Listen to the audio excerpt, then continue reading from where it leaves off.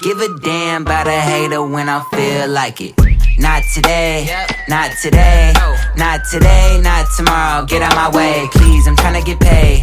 Not today, not today, not today, not tomorrow. Get out my way, please, I'm tryna get paid. I've been broke for 27 years, I ain't going for 28. Been seeing you niggas flexing and finesse. Hi sir, good day. I'm Belonio Arian Chloe Marie from BSN1F. Nice to meet you sir, thank you. Hello, good afternoon everyone. I am Elaine Samantha B. Amparado.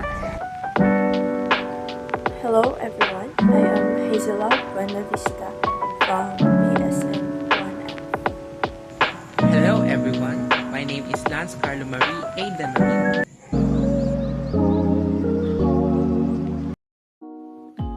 What is health? Health in medical model has been defined primarily as an absence of physical and mental disease. The illness paradigm typically emphasizes disease rather than health and well-being by Larson 1999. Health has also been defined much more broadly by the World Health Organization or WHO in 1948 as a complete state of physical, mental, social, and emotional well-being, not merely absence of disease. Other definitions of health include: first, the states of optimum capacity to perform roles and tasks one has been socialized into. Second, a joyful attitude toward life and a cheerful acceptance of one's responsibilities. And third, the capacity to maintain balance and be free from underpain, discomfort, disability, or limitation of action, including social capacity. Health education. Health education involves giving information and teaching individuals and communities how to achieve better health, a common role within nursing. Health education has been defined as those activities which raise an individual's awareness, giving the individual the health knowledge required to enable him or her to decide on a particular health action. Also, Whitehead 2004 defined health education as activities that seek to inform the individual personal level of risk associated with their lifestyle behavior. Health education seeks to motivate individuals to accept a process of behavioral change through directly influencing their values, beliefs, and attitude system. The main assumption underlying the essence of health education is an assertion that health of individuals, and consequently of communities they belong to, is specifically conditioned by the behavior and their subject variability, which can be pro-healthily shaped by educational impact. In order to have healthy society, organizations should focus on health education. This is because it gives citizens the idea of what it's like to be healthy. In addition, it's a good strategy to inform them of the risks they can experience if they don't take health. Importance and purposes of health education in nursing. First, enhance knowledge awareness. Health education is based on scientific findings and current knowledge. Therefore, a health educator should have recent scientific knowledge to provide health education. To enhance our knowledge and awareness about certain diseases, health workers will also educate patients about the cause of illness and teach preventive skills.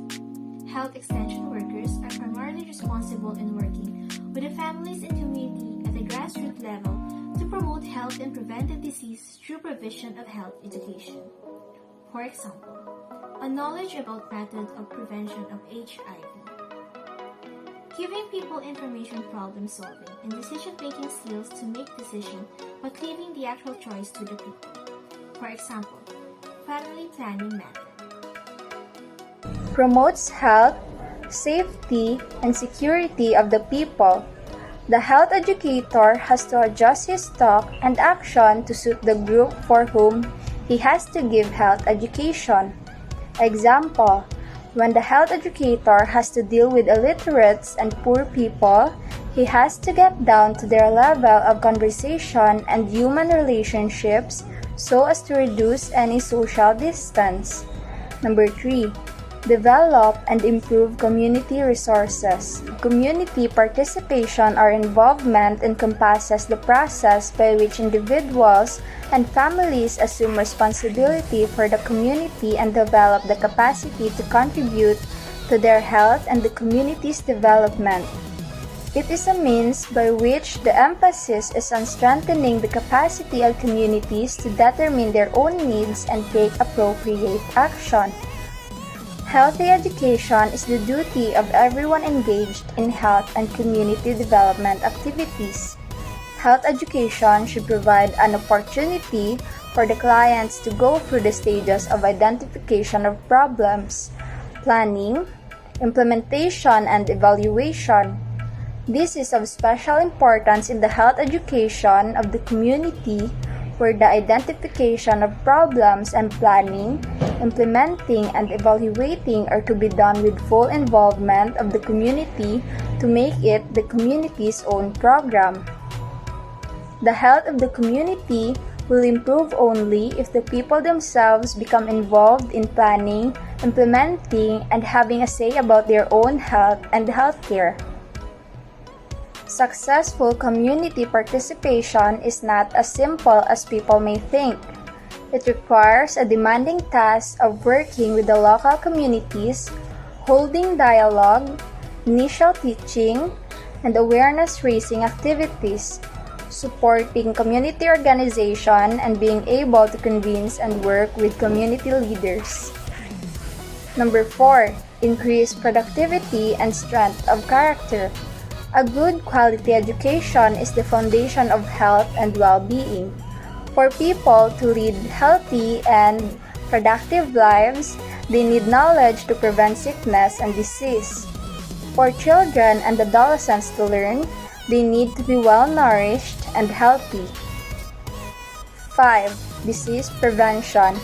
Prevention is defined as the planning for and the measures taken to forestall the onset of a disease or other health problem before the occurrence of undesirable health events. Primary prevention is comprised of those activities carried out to keep people healthy and prevent them from getting disease. Examples of important behaviors for primary action includes using rubber gloves when there is a potential for the spread of disease, immunizing against specific diseases, exercise, and brushing teeth. Secondary prevention includes preventive measures that lead to an early diagnosis and prompt treatment of a problem before it becomes serious. It is important to ensure that the community can recognize early signs of disease and go for treatment before the disease becomes serious. Example: health problems like tuberculosis can be cured if the disease is detected at an early stage. The actions people take before consulting a health worker, including recognition of symptoms, taking home remedies or self-medication, and consulting family. Tertiary prevention seeks to limit disability or complication arising from an irreversible condition. Even at this stage, actions and behaviors of the patient are essential. An irreversible condition. Even at this stage, actions and behaviors of the patient are essential. The use of disability aids and rehabilitation services help people from further deterioration and loss of function. For example, a diabetic patient should take strictly his or her daily insulin injection to prevent complications. 6. Minimize cost. Recognition of early symptoms and prompt self-referral for treatment. One way to help reduce the cost of healthcare is to educate patients about their health and how to prevent or manage diseases. Patient education can help patients make better choices about their healthcare, such as choosing preventive care services or deciding when to seek medical treatment. For example, if patients understand the risks and benefits of a particular treatment, they may be less likely to choose a more expensive option that is not necessary. In addition, Patient education can help patients manage their chronic conditions more effectively, which can reduce the need for costly hospitalizations and other healthcare services. For example, patients with diabetes who receive education about their disease and how to manage it are less likely to need hospitalization than those who do not receive education. Overall, patient education is a key part of reducing the cost of healthcare.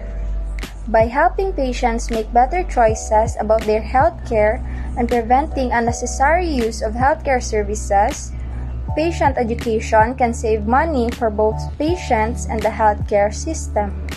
7. Self-reliant behavior. People stay healthy or become ill often as a result of their own action or behavior. In health education, it is very important to be able to identify the practices that cause, cure, or prevent a problem. Promotes self-help and self-reliance. If people do their own development work, they learn and become more conscious of their needs and potentials for solving their own problems. They make use of local skills, they learn to be responsible for themselves, and there they gain the necessary self-confidence. Actions that healthy people undertake to keep themselves or others healthy and prevent disease. Good nutrition, breastfeeding, reduction of health-damaging behaviors like smoking are examples of healthy behaviors. Example: using mosquito nets and insect sprays helps to keep mosquito away. Feeding children with bottle put them at risk of diarrhea. Defecating in an open field will lead to parasitic infection. Unsafe sex predisposes people to unwanted pregnancy, HIV or AIDS, and other STDs. Ways to promote health education. Evolution of nursing education. Nursing education has changed dramatically over time in response to the equally transformative nature of the profession itself. The field has taken several small steps forward to get to where it is today. But a comprehensive overview reveals sweeping changes in how nurses are prepared for the challenges of their chosen profession. The beginnings of nursing education. 18's first acknowledgement as a unique discipline, the responsibility for teaching has been recognized as an important role for nurses as caregivers.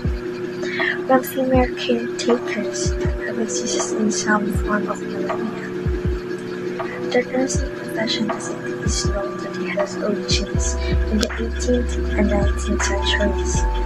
Initially, most care occurred at home, wherein the Catholic Church was provided by esteemed monks, nuns, and laicresses. 1854, Florence Nightingale and volunteers provide care during Crimean War. Florence Nightingale, a founder of modern nursing, was an ultimate educator. She also emphasizes the importance of teaching patients the needs of adequate nutrition, fresh air, exercise, and personal hygiene to improve their well-being. Arguably, the most well-known development in both nursing and nursing education, Florence Nightingale's work during the Crimean War demonstrated the value of female nurses and the need of strict sanitation practices. Known as the Lady with the Mop, Nightingale helped to reduce the death rate in Crimean military hospitals. Today, she is widely regarded as the founder of modern nursing. 1873, multiple nursing schools founded, a landmark year for nursing education. 1873 saw the founding of several prestigious programs. Other significant programs launched in 1873 including New Haven Hospital's Connecticut Training School and Massachusetts General Hospital's Boston Training School. Many additional schools followed, and after a decade, there were 35 nursing programs in the United States. 1896, the Nurses Associated Alumni assembles.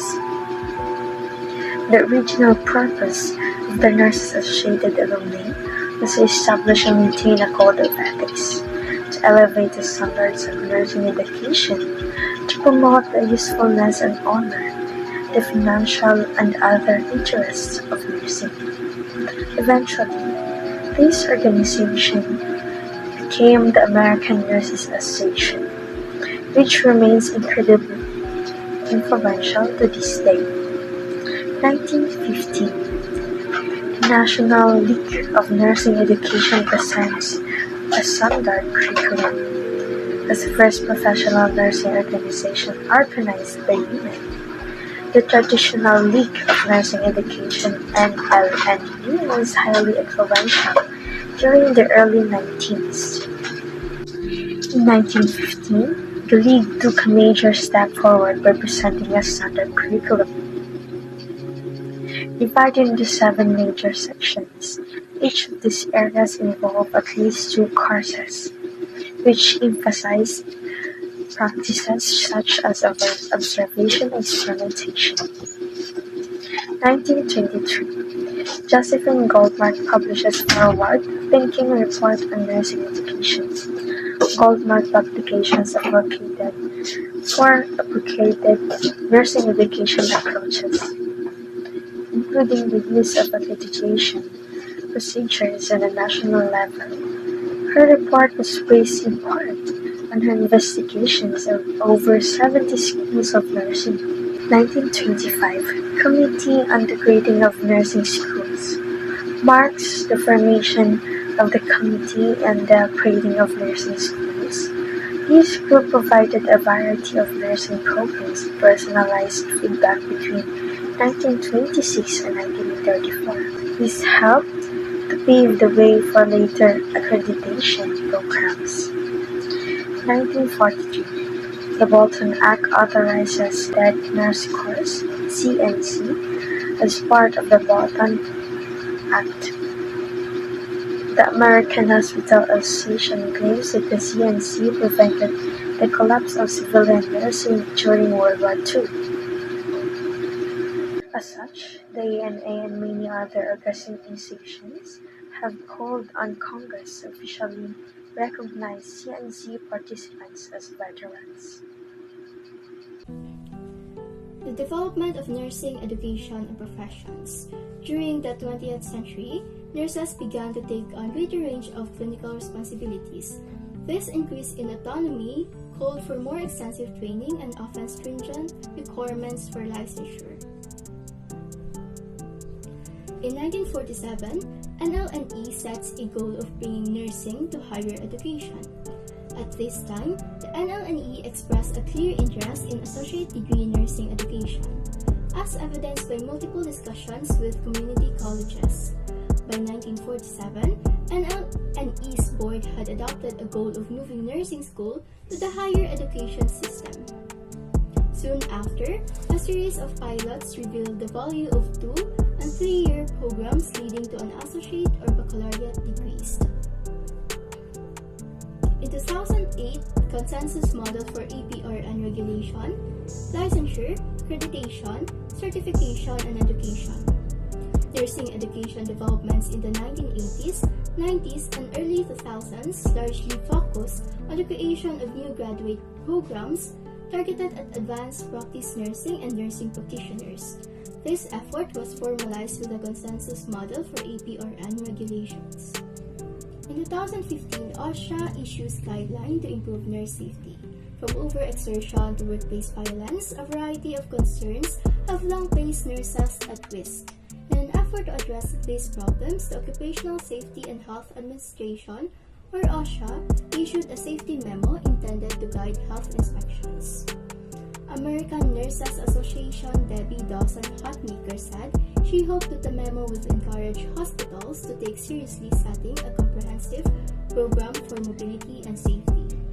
Between 1999 to 2020, nurses ranked the most ethical professionals. Between 1999 to 2020, an annual Gallup survey of the most trusted professions has placed nursing at the top. The only exception is a 2001 survey in which firefighters took first place. Between 2019 to 2020, 89% of the respondents claimed that they regarded nurses' ethical standards as high or very high.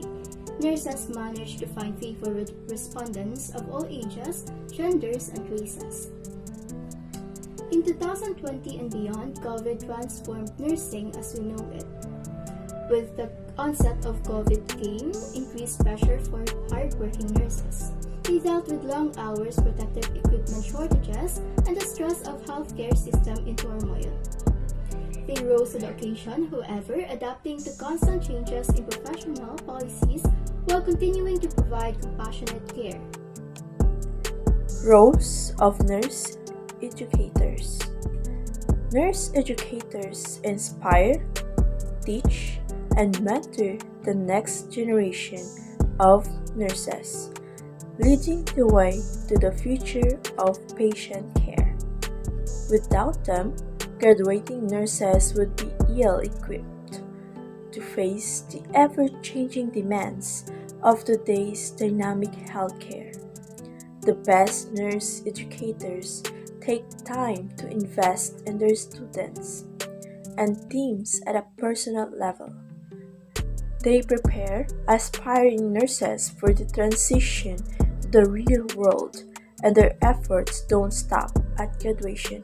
Many nurse educators continue mentoring and advising nurses throughout their careers.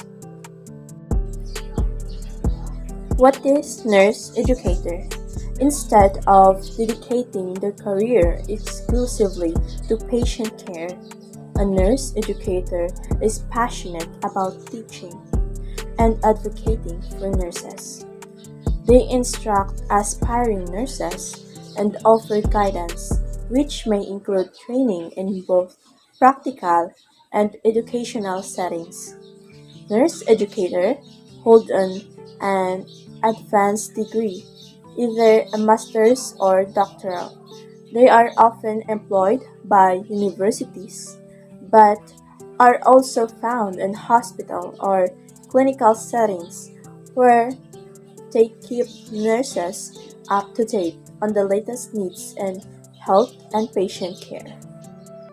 The World Health Organization, or WHO, outlines 8 core competencies for nurse educators, which are in summary: theories and principles of adult learning, curriculum design and implementation, nursing practice, research and evidence, communication, collaboration and partnership, ethical, legal principles, and professionalism, monitoring and evaluation management, leadership, and advocacy. Duties of a nurse educator.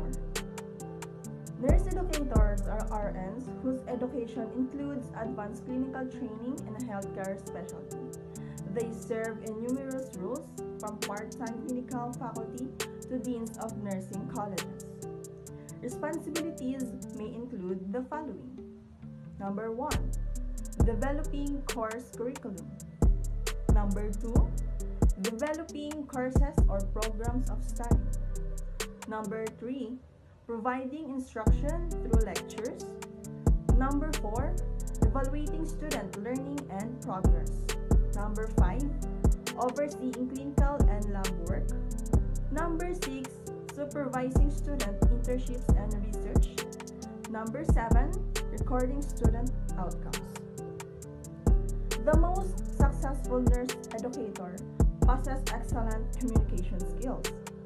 They must be able to clearly convey their teaching goals and expectations to their students.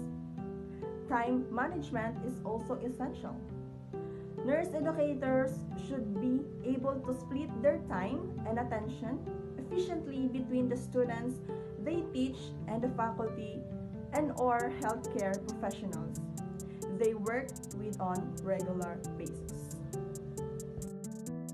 Socioeconomic and political trends. Many social, economic, and political trends nationwide that affect the public's health have focused attention on the role of the nurse as a teacher. culture, and the importance of client, staff, and student education. Socioeconomic is a social science that studies how economic activity affects and is shaped by social processes. In general, it analyzes how modern societies progress, stagnate, or regress because of their local or regional economy, or the global economy. With the continuous growth and use of technology, there is no wonder that it would be someday a vital part of the medical field. Socioeconomic and political changes plays an important role with the advancement and delivery of healthcare to the public. With the emergence of critical health threats, pushed the boundaries of different healthcare organizations to ease the distribution of healthcare. So what are the socio-economic and political trends that affects the healthcare? Home health. Home healthcare is a wide range of healthcare services that can be given in your home for an illness or injury. Home healthcare is usually less expensive, more convenient, and just as effective as care you get in the hospital or skilled nursing facility. Allows patient to be in the comfort of his or her own home. Allows for faster release from hospitals. Cheaper medical bills in some cases. Enhances family and patient to be critically involved in treatment. Boosts quality of recuperation. Telemedicine or virtual care is a practice of caring for patients remotely when the provider and patient are not physically present with each other.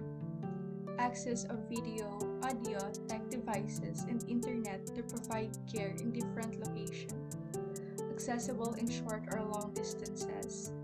Helps emergency services to perform pre-hospital medical care. Acquire medical services at the comfort of your home. Wellness and prevention. An activity that promotes protection, prevention, and maintenance of health and well-being. Vaccines, exercise, stress management, nutrition and diet, personal life and intervention, examination and wellness checkups. Holistic medicine. Treatment of the whole body, mind, and spirit without the use of medicinal intervention. Promotes physical, mental, social, intellectual, and spiritual being. Acupuncture, massage, art therapy, music therapy, and other commonly practiced holistic medicine. Consumerism. The protection or promotion of the interests of consumers, transparency, decision-making about individuals' health and health benefits, involvement in health-related materials and services. Personalization is the creation of a truly holistic view of consumers and tailor them to their unique needs and preferences. Healthcare based on preference and need, satisfaction and confidence, free will. Healthcare nursing process versus education process. Nursing process. This emphasizes the needs to manage and maximize health by preventing risk factors and by encouraging healthy behaviors. The nursing process as we know today is based upon the deliberative nursing process tree developed by Ida Jean Orlando Pelletier. Ms. Orlando Pelletier version of the nursing process include 5 steps: assessment, diagnosis, planning, implementation, and evaluation. Education process. A systematic, sequential, logical, scientifically based planned course of action consisting of teaching and learning, based by Basable 2007. It is a cycle that involves the teachers and the learners. Educational process is a structured system of organizational, didactic measure aimed at performing requirements of a definite educational level according to the state standard of higher education.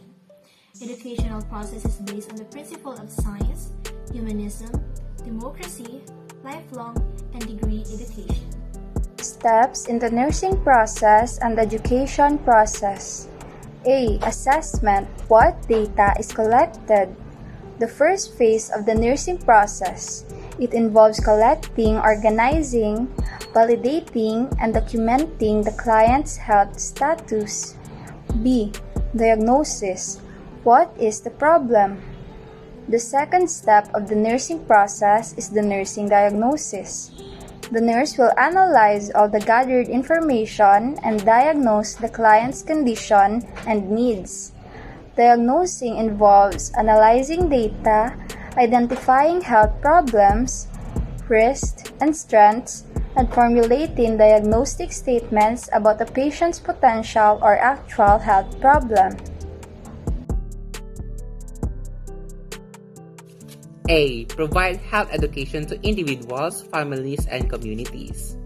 Health education improves physical, mental, emotional, and social health by expanding people's knowledge and changing their attitudes toward taking care of their well-being.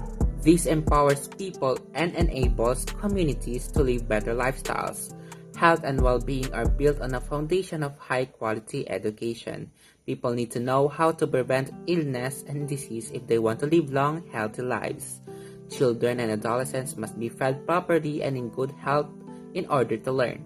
Therefore, every third week of October is designated as Health Education Week in order to raise public awareness of important public health concerns and to encourage a better understanding of the importance of health education.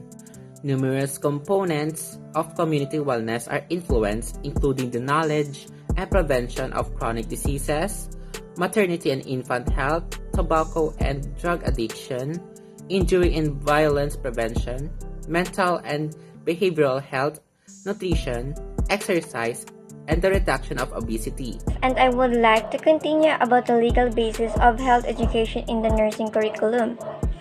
As for continuation in letter B, we have teach and guide and supervise students in nursing education. For more explanation about this, is earning readiness refers to how likely a person is to seek out knowledge or informations and participate in behavior change. Education interventions work best if they match a person's states of readiness. Health teaching should be directed toward raising awareness of the need for behavior change before any other learning takes place. Many factors that possible to influence a patient's readiness to learn. Anything that affects physical or psychological comfort, such as pain, fatigue, anxiety, or fear, can affect a person's ability and motivation to learn as they're being curious about their situation. Well, these questions could help you to know and collecting more information about the patients. For example, is what are you most interested in learning about? What are you most concerned about? And what are your goals or for learning how to take care of yourself? It is necessary to understand more about what makes your patient motivates to change his behavior and how would them able to handle it. As a nurse, you must have a patience with teaching situations because it has more bigger possibilities for you to be more successful as teaching with patients. Number 3. Teachers' factors. A. Teachers' qualification and values. A student or group of students may suffer serious setbacks as a result of the teacher's inexperience and lack of moral character. By causing noticeable learning gaps, they could make the task of the next instructor more difficult. B. Knowledge, skills, and values of the teacher. Students lag behind when teachers are unskilled. Additionally, earlier studies have demonstrated that a lack of practical materials, such as flip charts and textbooks, can lead to these low levels of accomplishment. C. Inadequate professional preparation. If the teachers do not prepare teaching plans, they will not be clear about the objectives, activities, and materials required for teaching. D. Lack of certification. If the teacher is not certified, the board may suspend or revoke a teacher's certificate of registration for any of the reasons listed in Section 23 of Republic Act No. 7836, including conduct that is immoral, unprofessional, or dishonorable. E. Encroachment of other discipline. The significance of classroom discipline and management has been appreciated both from a social practice perspective and an effective teaching stand. Socially, teachers' discipline strategies have been suggested to be a potent force to promote students' sense of responsibility in the classroom and to produce more responsible citizens at a grand vision. Effective teaching research also shows that a sufficient degree of classroom discipline is needed to create an atmosphere conducive to student learning. As students' misbehavior distracts the process of learning and teaching and ruins the effectiveness of even the most carefully planned lessons. Determinants of learning. Learning process of acquiring or modifying existing knowledge, behaviors, skills, values, or preferences. Learning needs what the learner needs and what's to learn. Readiness to learn, when the learner is receptive to learning. Learning styles, how the learner assessment of learning needs. Learning needs are defined as gaps in knowledge that exist between a desired level of performance and the actual level of performance. In other words, a learning need is the gap between what someone knows and what someone needs or wants to know. Such gaps may arise because of a lack of knowledge, attitude, or skill. Identify the learner. Who is the audience? If the audience is one individual, is there a single need on? Do many needs have to be fulfilled? Is there more than one learner? If so, are their needs congruent or diverse?